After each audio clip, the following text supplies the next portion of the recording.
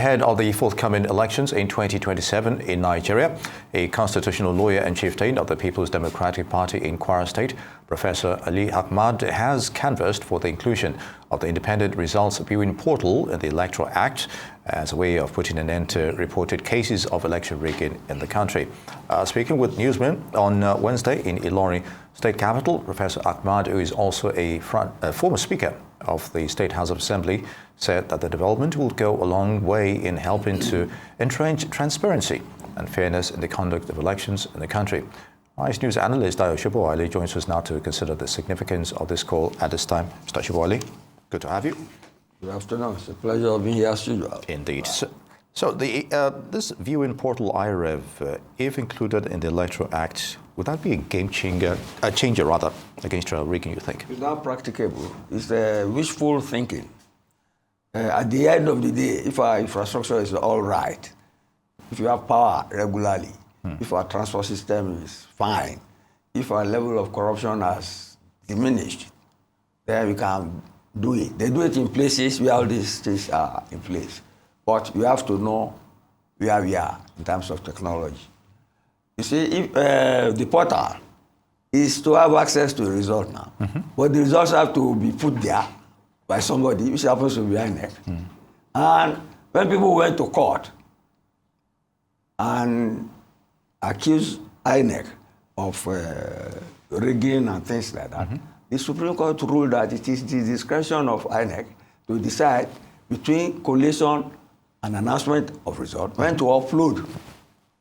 If you upload, computer is garbage in, garbage out. Indeed. You still have the human element to upload the result. And the sequence, this is at the discretion of INEC. He knows that. See, I read an interview of a former electoral commissioner, I think it was Festus Okoye, who said we should go in the way of electronic transmission of result gradually. That we just cannot import what they do in other places. Their level of education, their level of electronic knowledge, and their level of respecting the integrity of the election process is taken for granted and is high. We lack all those things here. So he's just talking, and I hope it's not being mischievous, because it is now accepted, even in the Western world and the US, that people try to discredit the integrity of the electoral process, to throw spanner in the works in democracies, so that if they don't have credible and accurate results, people will just throw up everything. So we should go about it gradually. Go about it gradually. And at the end of the day, whether you like it or not. Okay, a judge at the Court of Appeal notably said that when people win election, they like the electoral process and transmission of, but when they lose, they start questioning it. That's the human element. But it is still the human element that will, as long as the human element between collation and announcement of result is quick, is fast, and transparent, people will believe it. But you see, like that judge said, people always have sour grapes when they lose election. But let us make it slowly. I will put it that way, and realistically, yeah. So when technology fails, shouldn't there be contingency to backing up records, especially from manual tools, which predated the technology being used currently? And that's the fallback position. Yeah. And when technology fails, we call it glitches, it can cause irreparable damage. For example, if people post wrong result, transmitted, that is manually induced. Indeed. If the machine itself had no power to drive it at a certain point, and people are waiting for result on the other side, Indeed, or some strange result gets there, that's the human element. Even if you have artificial intelligence, like people are saying, you see, it can post wrong result, manipulated. If people tamper with his reasoning, reasoning and computer learning process. It can bring in wrong results or results not made to suit some areas. And if you remember, there were some, just what you just said, there were some issues surrounding the timing at which the results have been collated and being transmitted to where it's going to be actually revealed. There's been some legal, It's in Nigeria.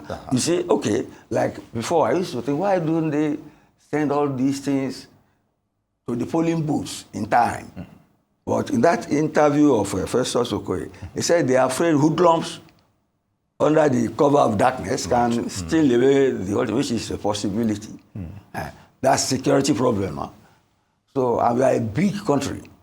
And he went on to say in that place that people are calling for all elections in one day.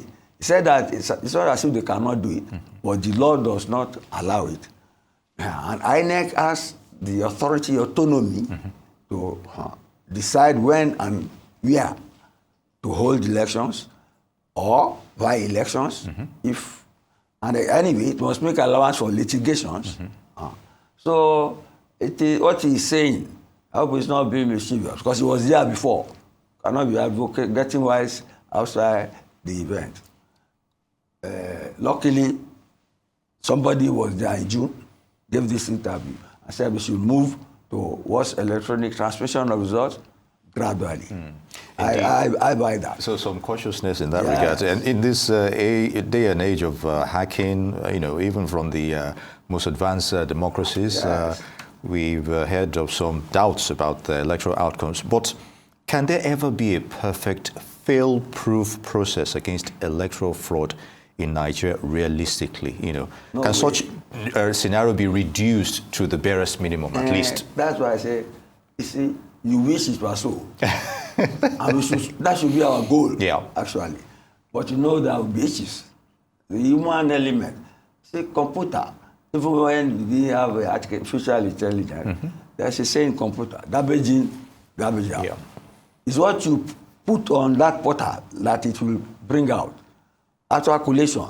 If you put false figures, that is what the thing will. We can't say it is fault of electronics transmission.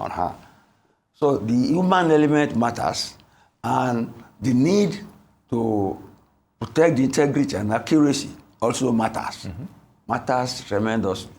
And then don't forget that you have China, Russia, waiting outside there, waiting for democracies like us that value human rights more than security, wishing that we should revert to the one-party state, communist state, where we have state terrorism, guaranteeing political stability and security. I pray they don't succeed. At the same time, I pray that democracy puts food on the table for people faster than hitherto. Yeah, so it's still an evolutionary trend. We're learning from our mistakes, as it were. So, by now, you'd expect that most available technology be adopted for the electoral transparency in Nigeria's politics. But there's still some visible cautiousness, as you alluded to earlier as well.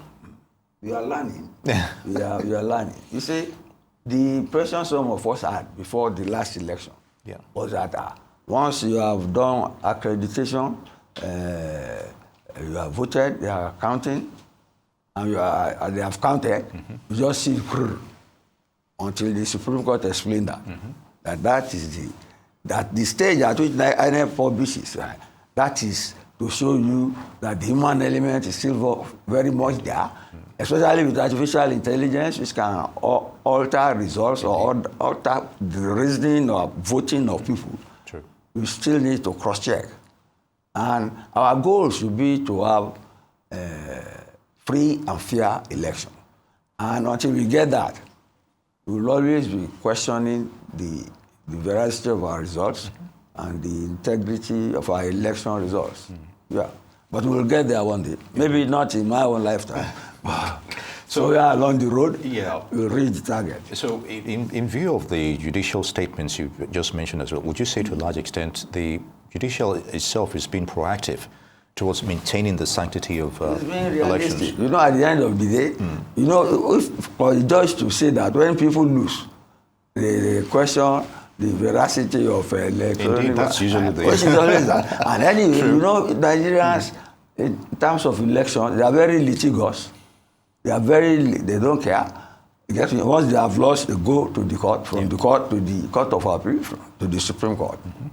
And you see, the judges can see through all these things. Even the lawyers that losers employ at times, knows that is an exercise in futility, but they must take their brief, Indeed, and a living, and move on. So the human element is preponderant, and we are not robots. Indeed.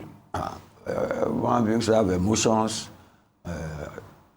We are subjective, especially when it comes to politics. So it is difficult to have a foolproof election. But yes, in the Nordic countries, Sweden and all that, I thought you were going to mention the US. No. But in the US, they don't have high neck. They don't have high neck like us. All right. And the media houses like us, they collect the results and they run. We must look towards the Nordic countries. Those are cool-headed people. Yes. And once they vote, in a matter of an hour or so, they know the results. And the winner knows he has lost. Indeed. I mean, the winner knows he has won, and the loser knows where he belongs to. So let's leave it at that. All right. So on that note, Mr. Dayo Sobowale, Rise News analyst, always a pleasure to have you. Many thanks.